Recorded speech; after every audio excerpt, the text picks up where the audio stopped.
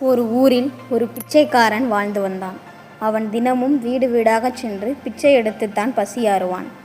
ஒரு நாள் அவன் பிச்சை கேட்டு ஒரு வீட்டிற்கு சென்றான். அங்கு ஒரு பெண்மணி மாவு அரைத்து கொண்டிருந்தார். எங்கள் வீட்டில் உணவு தீர்ந்து விட்டது என்று கொஞ்சம் மாவை அள்ளி அவன் கையில் கொடுத்தார். அதை அவன் வாங்கி கொண்டு ஒரு மூலையில் உட்கார்ந்து யோசிக்கத் தொடங்கினான். இப்போ இதை சாப்பிட்டுட்டா முடிஞ்சிரும். அதனால் இதை விற்கலாம். அதனால் வரும் பணத்தில் ஒரு முட்டை வாங்கலாம் என்று அவன் எண்ணினான். அந்த கனவு அங்கேயே நிற்கவில்லை. அந்த முட்டை குஞ்சியாக மாறும். அந்த குஞ்சியை வளர்த்தா கோழியாகும். அந்த கோழி நிறைய முட்டை போடும்.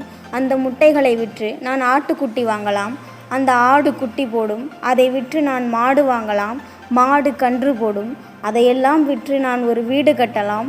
வயல் வாங்கி நல்ல வாழ்க்கை வாழலாம் என்று அவன் மனதில் பெரிய கனவுகளை கட்டிக்கொண்டே போனான். அந்த கனவில் அவன் இன்னும் மூழ்கி, நான் வயலில் வேலை பார்த்து கொண்டிருக்கும் போது என் மகள் என்னை அழைப்பாள். அப்பொழுது இப்படி வா மகளே என்று கையை நீட்டி வழிகாட்டுவேன் என்று கையை விசிறினான். கையில் உள்ள மாவு அனைத்தும் காற்றோடு பறந்தது. அவன் கனவு எல்லாம் வெறும் கனவாகவே முடிந்துவிட்டது.